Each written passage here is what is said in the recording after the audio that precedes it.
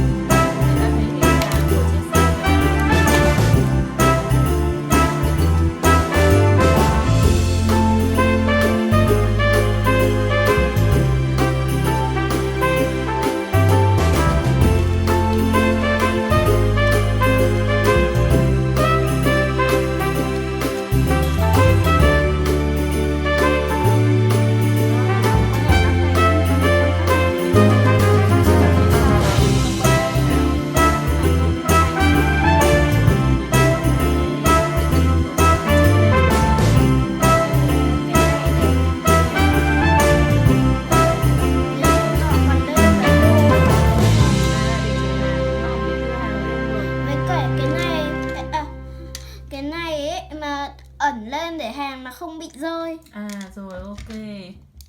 Ok. Đã xong.